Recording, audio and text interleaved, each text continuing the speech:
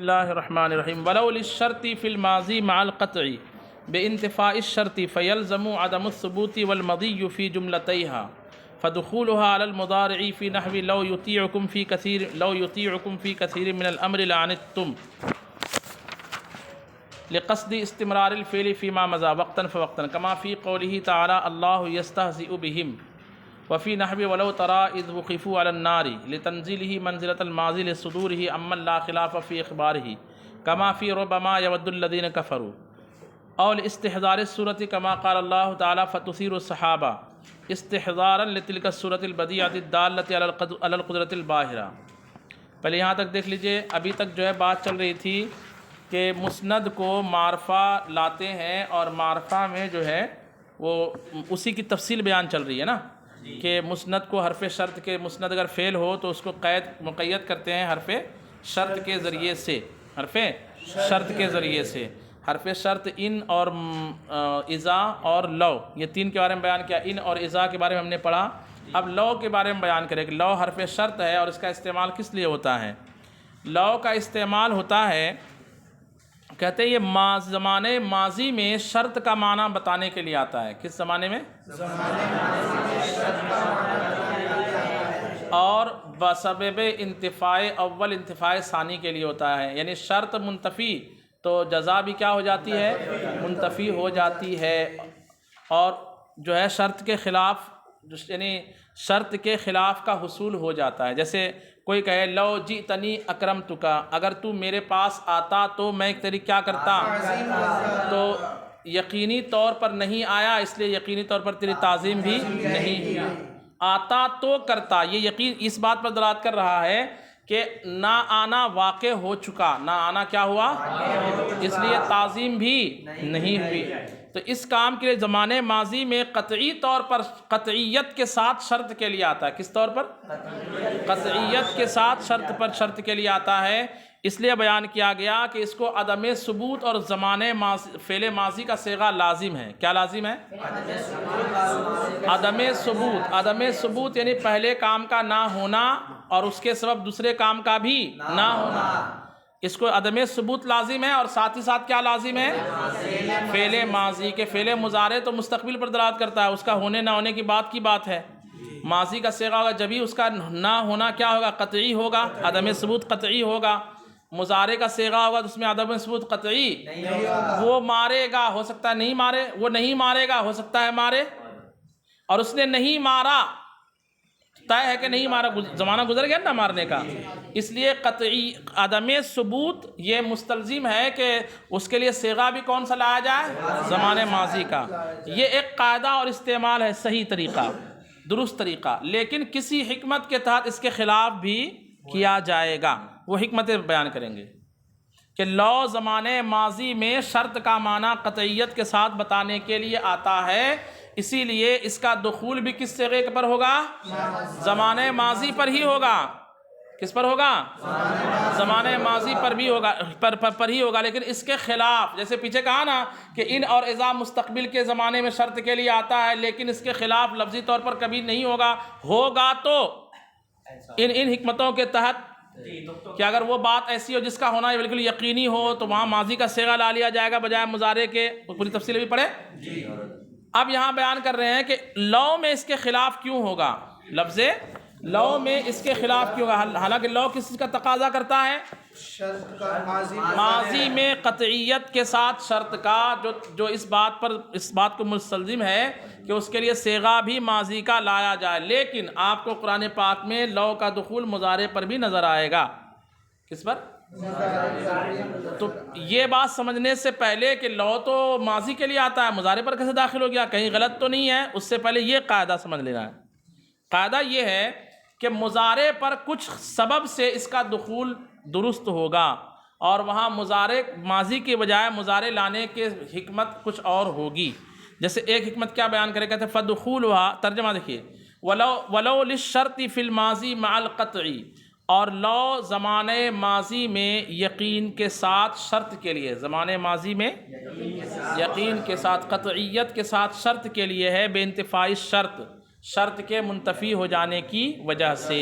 فیلزم عدم الثبوت، تو عدم ثبوت اس کو لازم ہے، والمضی اور جملہ والمضی اور فعل ماضی کا صیغہ لازم ہے، فی جملتیہا اس کے دونوں جملے میں، دونوں جملے سے مراد شرط میں بھی اور اس کے جزا میں بھی، اس کی شرط کا صیغہ بھی ماضی کا ہونا چاہیے اور اس کی جزا کا صیغہ بھی، جیسے ہم نے کہا لو جئتنی اکرمتک، لو جئتنی اکرمتک، فدخولها یہ تو ہو گیا، فدخولها علی المضارع اس کے باوجود اس کا کس پر داخل ہونا، مضارع پر داخل ہونا، فی نحوی لو یطیعکم فی کثیر من الامر لعنتم، کہ اگر وہ لوگ بہت ساری باتوں میں آپ کی اطاعت کریں، بہت سارے معاملات میں آپ کی کیا کریں، لعنتم تو ضرور وہ دشواری میں پڑ جائیں، یعنی نبی جو کریں امتی سب کاموں کی کیا کریں، بولو بھائی پیروی کرے، یا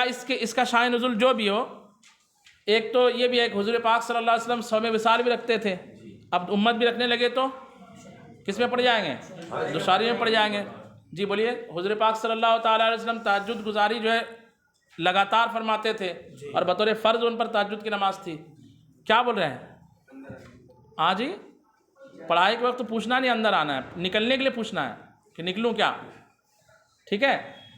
جہاں نو انٹری کا لگا رہتا ہے وہاں پوچھنا پڑتا ہے نا، جہاں نو انٹری نہیں ہے، نو انٹری کا گیٹ لگا تو پولیس والے کو بولنا پڑتا ہے سر ادھر سے گاڑی لے کے جاؤ، کیا جہاں نہیں لگا تو سب جگہ پوچھتے ہیں کہ گاڑی روکتا ہوں، آ جائے پولیس والے تو میں انتظار کرتا ہوں، پولیس والے سے کیا سر اجازت لے رہا تھا جاؤں کہ نہیں جاؤں، تو ارے نہیں، نو انٹری کا لگا ہوا نہیں ہے، اس کا مطلب کیا ہے، اجازت نہیں، وہ ہے کہ عدم جواز کی دلیل کا نہ ملنا جواز کی کیا ہے، دلیل ہے۔ اچھا، لو یطیعکم فی کثیر من الامر لعنتم، اس میں کیا ہے، لو کس پر داخل ہے، مضارع پر داخل ہے، اور وہ مضارع کیا ہے یہاں پہ، یطیع، اطاع یطیع، اس پر لو کس لیے داخل ہے، حالانکہ ہونا چاہیے لو اطاعتکم، کیا ہونا چاہیے، لو یطیعکم کے بجائے کیا ہونا چاہیے، لو اطاعکم، لو اطاعکم، یطیعو کا مذکر غائب کا صیغہ ماضی کا کیا آئے گا، اطاع، ایسا لو یطیعکم کے بجائے لو اطاعکم کے بجائے لو یطیعکم یہاں کیوں کہا گیا، لقصد استمرار الفعل فیما مضى وقتاً فوقتاً، یہ اس لیے ہے، اس بات پر دلالت کرنے کے لیے کہ گزشتہ زمانے میں جو کام ہو رہا ہے وہ استمرار کے ساتھ اور تھوڑا تھوڑا بتدریج ہوا، کیسے ہوا، بتدریج ہوا، اس بات پر دلالت کرنے کے لیے لو کی شرط جو ہے جس کو ہونا چاہیے فعل ماضی کا صیغہ، اس کو بجائے ماضی کے کس صیغے سے تعبیر کرتے ہیں، مضارع سے تعبیر کر دیتے ہیں۔ تو لو یطیعکم کا معنی ہوگا کہ اگر وہ انہوں نے تمہاری پیروی کی ہوتی، اگر وہ تمہاری پیروی کرتے، اگر وہ تمہاری کیا کرتے، پیروی کرتے، بہت سارے معاملات میں لعنتم تو ضرور وہ دشواری میں پڑ جاتے، لیکن پیروی نہیں کی اس لیے دشواری میں نہیں پڑے، تو مطلب وہ پیروی کرنے کا تسلسل جو ہے اگر برقرار رہتا، اس کے بعد پیروی، پھر پیروی، پھر پیروی، پھر پیروی، یہ مراد، تو تسلسل کے استمرار فعل کا ارادہ حاصل کرنے، استمرار فعل کا معنی حاصل کرنے کے لیے لو کی شرط پر بجائے ماضی کے صیغے کے کیا داخل کیا گیا، مضارع کے، لقصد استمرار الفعل فیما مضى، گزشتہ زمانے میں فعل کے استمرار کے ارادے سے وقتاً فوقتاً بتدریج، وقتاً فوقتاً کا معنی درجہ بدرجہ بتدریج، کما فی قولہ تعالی، جی نہیں سمجھے، زمانہ ماضی میں کوئی کام ایک بار ہوا یا کنٹینیو ہوا، تو ایک بار ہوا زید نے مارا تو کتنی مرتبہ مارا، ضربہ زید، زید نے ایک بار مارا، ہو گئی بات ختم۔ لیکن اگر جو ہے تو کسی نے کہا لو ضربہ زیدن، اگر زید مارتا امرن امر کو، لضربتہ تو ضرور میں بھی اس کو مارتا، تو ایک ہی بار نا، اس میں کون سا معنی ہے، ایک ہی بار کا معنی، لیکن ایک معنی میں ہمیں یہ حاصل کرنا ہے کہ وہ کام اگر کنٹینیو کرتا رہتا، ابھی کرتا، پھر کرتا، پھر کرتا، پھر کرتا، تو اس پر کوئی جزا ہم مرتب کر دیتے ہیں، جیسے یہاں پہ کہا گیا کہ اگر وہ تمہاری کنٹینیو کیا کرتے رہتے، پیروی کرتے رہتے، ایک بار نہیں، تو کنٹینیوس کا معنی پیدا کرنے کے لیے بجائے ماضی کے کون سا صیغہ استعمال کیا ہے؟ کیونکہ استمرار پر دلالت کرنے کے لیے مضارع اصل ہے، ماضی اصل تو معنی اگرچہ کیا گیا کس کا؟ ماضی کا، اور صیغہ لایا گیا مضارع کا۔ ایسا کیوں کیا گیا؟ وہ استمرار والا معنی حاصل کرنے کے لیے کہ اگر وہ پیروی میں کیا کرتے رہتے؟ تسلسل کرتے رہتے، لگاتار پیروی کرتے رہتے، یہ ہوگا اردو ترجمہ۔ لگاتار کیا کرتے رہتے؟ یا بار بار پیروی کرتے، کیا کرتے؟ بار بار پیروی کرتے۔ یہ ترجمہ لو اتاکم میں ہو پاتا کیا؟ یہ معنی لو اتاکم میں بغیر دوسرے لفظ کے اضافے کے نہیں ہو پاتا۔ یہ ایک مقصد ہوتا ہے۔ اچھا، یہ بتانے کے لیے کہ مضارع جو ہے مطلقاً استمرار پر دلالت کرتا ہے، کس پر؟ استمرار پر دلالت کرتا ہے۔ ایک مثال دی ہے قرآن پاک سے، کما فی قولہ تعالی اللہ یستہزئ بہم، اللہ کافروں سے استہزاء فرماتا ہے۔ اللہ کیا فرماتا ہے؟ کافروں سے استہزاء فرماتا ہے، یعنی ان کے استہزاء کا کیا دیتا اللہ تعالیٰ؟ اسے انہیں بدلہ دیتا۔ یہ بدلہ لگاتار ہے۔ کیسے ہے؟ یعنی جب وہ اسلام کا استہزاء کریں گے تب اللہ اس کو استہزاء کا کیا دیتا ہے؟ بدلہ دیتا ہے۔ یہاں پہ ایسا نہیں کہ ایک بار بدلہ دے گا، بلکہ بار بار کنٹینیو۔ یہ تو یہاں پہ اس یستہزئ فعل مضارع میں استمرار کا معنی ہے۔ کس کا معنی ہے؟ استمرار کا معنی ہے۔ وفی نحوی، یعنی ابھی اسی بات کو سمجھا رہا ہے۔ کہاں سے بات کھلی؟ بات یہاں سے کھلی کہ لو کی جو شرط ہے، لو جس پر داخل ہوگا، جس جملے شرطیہ پر، اس کو ماضی ہونا چاہیے۔ کیا ہونا چاہیے؟ لیکن کبھی ماضی کے بجائے مضارع ہوتا، کس معنی کو حاصل کرنے کے لیے؟ استمرار کے معنی کو حاصل کرنے کے لیے۔ کس کے معنی کو حاصل کرنے کے لیے؟ اب ایک مثال دے دی کہ مضارع استمرار کے لیے آتا ہے، اس کی یہ مثال ہے۔ مضارع استمرار کے لیے آتا ہے۔ ایک دوسری مثال دے رہے ہیں، وفی نحوی ولو تری اذ وقفوا علی النار لتنزیلہ منزلۃ الماضی لصدورہ اما لا خلاف فی اخبارہ۔ ایک اور مقصد، ایک تو لو کی شرط پر بجائے ماضی کے مضارع کا استعمال کرنا، لو کی شرط کی جگہ استمرار فعل کے لیے، ارادے کے لیے ہوتا ہے۔ کس کے لیے ہوتا ہے؟ اور کبھی کیا ہوتا ہے کہ زمانے ماضی میں جو کام بیان کیا جاتا ہے اس کا ہونا یا نہ ہونا قطعی ہوتا ہے، یقینی۔ زید نے مارا نہیں مارا، یہ یقینی ہو گیا۔ اور زمانے مستقبل میں کے بارے میں کوئی خبر دی جائے کہ زید ایسا کرے گا، تو اس کا ابھی کرنا واقع نہیں ہوا نا، ابھی وہ وقت آنے والا ہے جب ویسا کرے گا، ایسی ہے نا؟ تو کرے گا، اس سے پہلے مر جائے گا، کیا ہو جائے گا، کیا نہیں ہو جائے گا، اس طرح بہت احتمال ہے اس کے اندر۔ یعنی ماضی کے ذریعے جو خبر دی جائے وہ خبر یقینی، اور مضارع کے ذریعے جو خبر دی جائے اس میں یقین نہیں ہوتا۔ کبھی کبھی یہی فائدہ حاصل کیا جاتا ہے کہ لو کی شرط کی جگہ آنا چاہیے تھا ماضی کو۔ کس کو؟ ماضی کو۔ لیکن لا لیا جاتا ہے کس کو؟ مضارع کو۔ کس کو؟ مضارع کو، یہ بتانے کے لیے کہ یہاں پہ اگرچہ فعل مضارع ہے لیکن آیا ہے کس کی جگہ؟ ماضی کی جگہ، تو اس میں کوئی شبہ نہیں ہے۔ وہ مثال یہ ہے، وَلَوْ تَرَىٰ إِذْ وُقِفُوا عَلَى النَّارِ، یہاں پہ ترا جو فعل مضارع ہے نا، اس میں استمرار کا معنی نہیں ہے۔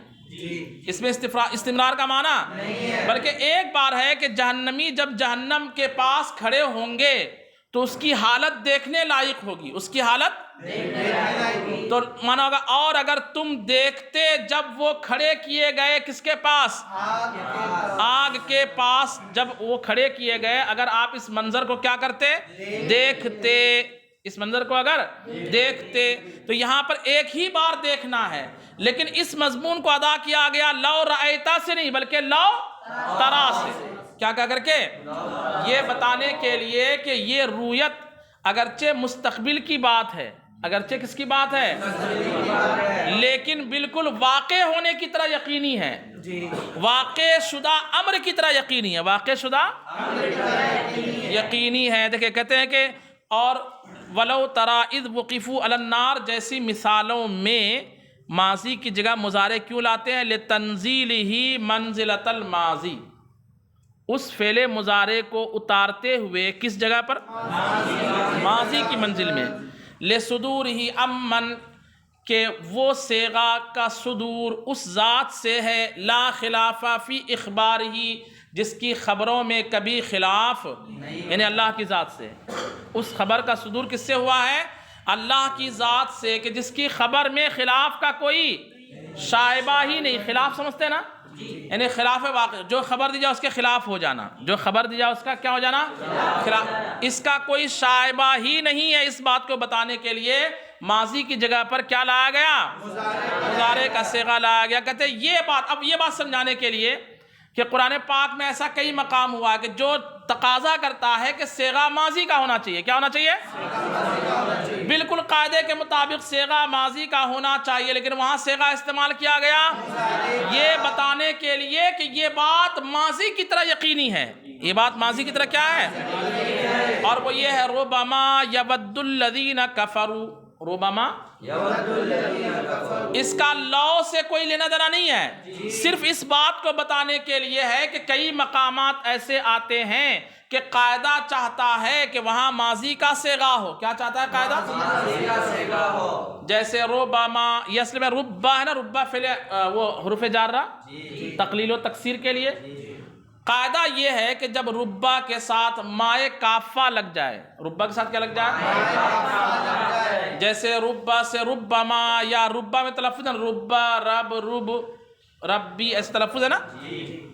تو رب یا ربا کیا ہے, تخفیف کے ساتھ کیا ہے, وہ ربا بھی ہے اور ربا بھی ہے. تو قرآن پاک میں ربا ہے, کیا ہے, اور اس سے ماں لگ گیا تو کیا ہو گیا, ربا. مطلب بہرحال یہ وہی ربا ہے جس کو آپ حروف جارہ میں پڑھے ہیں, اس کے لیے آتا ہے تقلیل و تکسیر کے لیے آتا ہے. کس کے لیے آتا ہے؟ لیکن ربا کا جب ربا کے ساتھ مائے کافہ لگ جائے, ربا کے ساتھ کیا لگ جائے, مائے کافہ لگ جائے, تو طے ہے کہ اس کے بعد فعل ماضی آئے. کیا آ جائے, فعل ماضی آئے, کیونکہ ربا کے ساتھ مائے کافہ کا آنا زمانے ماضی میں کسی کام کے قلیل الوقوع ہونے پر دلالت کرنے کے لیے ہوتا ہے.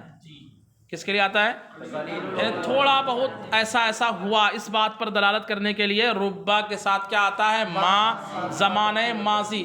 تو ہونا چاہیے ربما یود, نہیں ہونا چاہیے ربما یا ربما ود الذین کفروا. کیا ہونا چاہیے, لیکن ود الذین کفروا کے بجائے کیا فرمایا گیا قرآن پاک میں, ربما یود الذین کفروا. ربما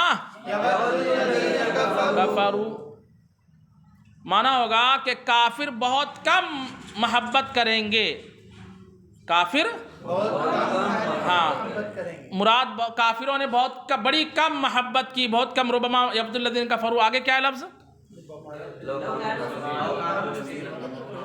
لو کانوا مسلمین. ہاں, مسلمان ہونے کی جو ہے خواہش کافر جو ہے نا بہت کم ہوں گے جو کریں گے, یا بہت کم ہے جن کافروں نے کیا ہونے کی خواہش کی, مسلمان ہونے کی خواہش کی. تو دیکھیں یہاں پہ روبا ما یہ تقاضا کرتا ہے کہ آگے فعل کون سا ہو, لیکن چونکہ یہ بات یقینی ہے اس لیے ماضی کے بجائے وہاں پہ کیا لایا گیا, مضارع کا لایا گیا صیغہ. اس کے بعد کہتے ہیں اول استحضار الصورتی. تیسری وجہ, یہ دو وجہ ہو گئی. نمبر ایک, استمرار فعل کے لیے ماضی کی جگہ مضارع لاتے ہیں. نمبر دو, وقوع خبر کے واقع ہونے کو یقین کرنے کے لیے کہ یہ خبر جو ہے ایسے واقع جیسے ماضی میں خبریں واقع ہو چکی ہے. اور نمبر تین, استحضار صورت مقصود ہوتا ہے, یعنی ماضی کی جگہ پر لو کی شرط میں ماضی کی جگہ پر کس کو لانا, مضارع کو لانا. کس کو لانا, یہ اس لیے ہوتا ہے تاکہ اس لو کے بعد جو بات بیان کی جا رہی ہے اس میں کچھ صورتیں رہتی ہے, کچھ خیالات رہتے ہیں, کچھ ایسی باتیں رہتی ہیں جس کو صورتاً استحضار کر کے ذہن میں ڈالا جاتا ہے.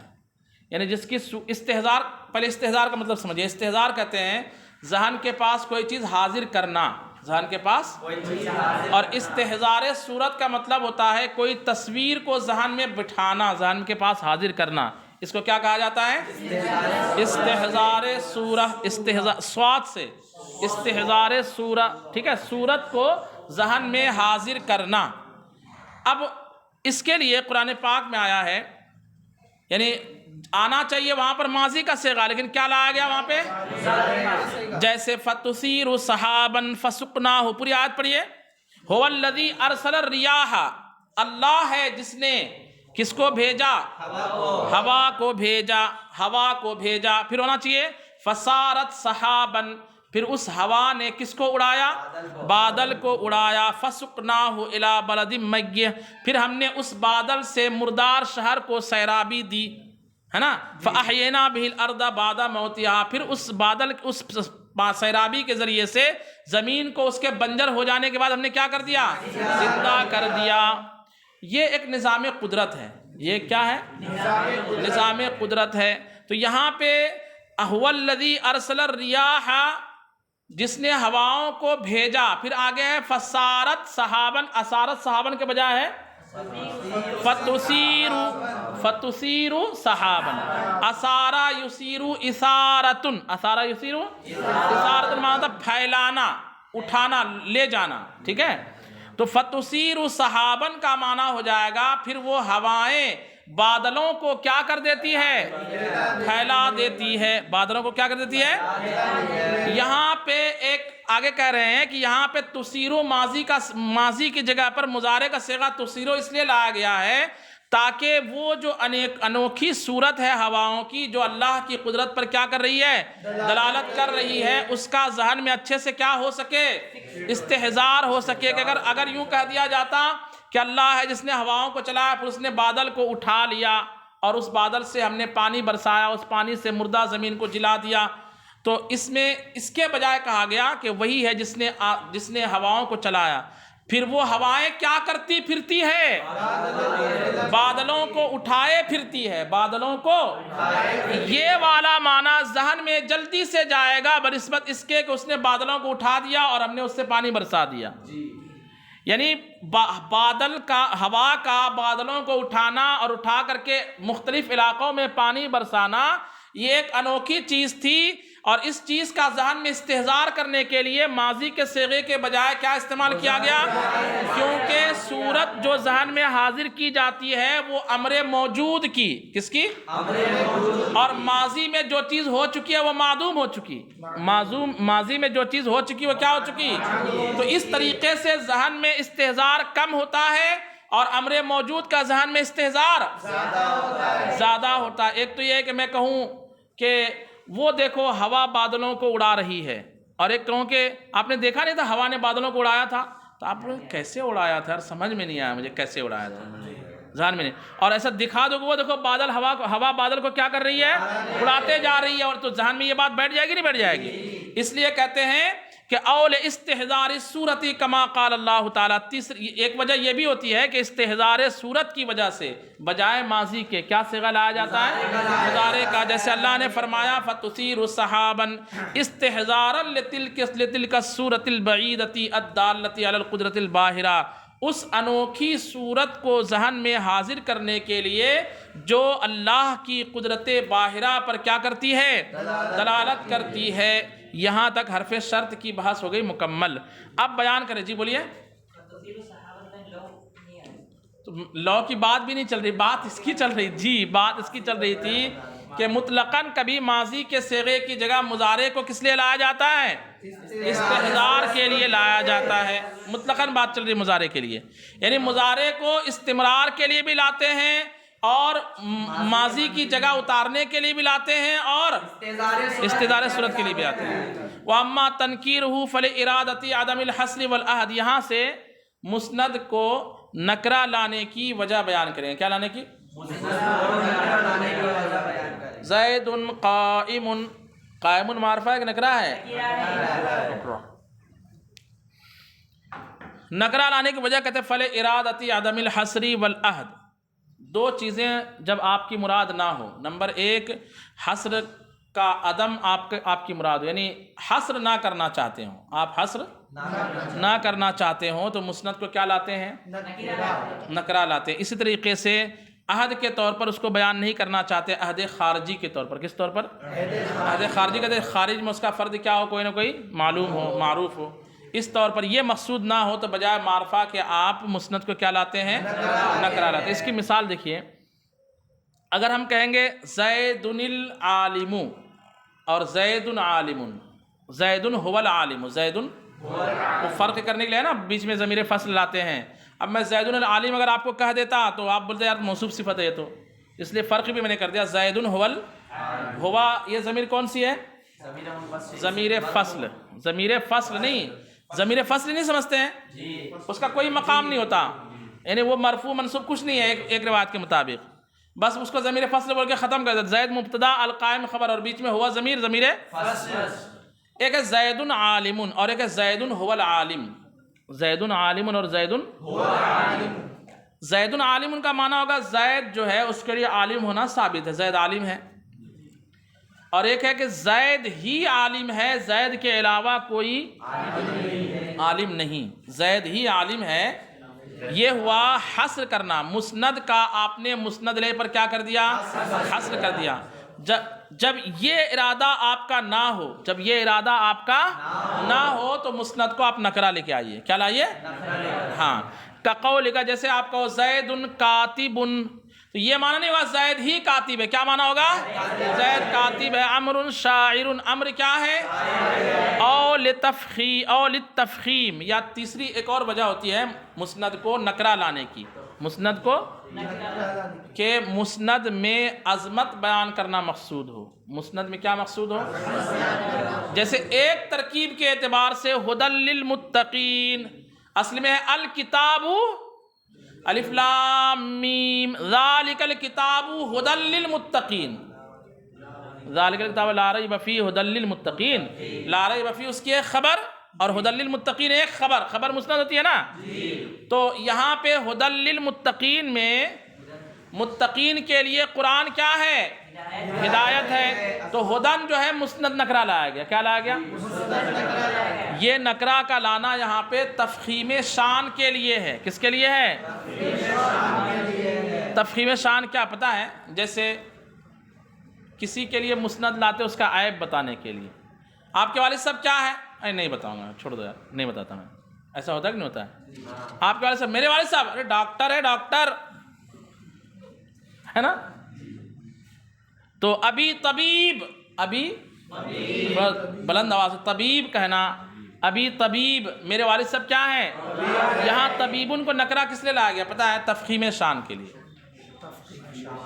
مطلب بڑے شان کو بڑا کرنے کے لیے، اس کو بڑا ظاہر کرنے کے لیے، کیا ظاہر کرنے کے لیے؟ ایسی کہا کہ یہ جو کتاب ہے جس میں کوئی شک نہیں ہے، پتہ ہے یہ کس لیے ہے؟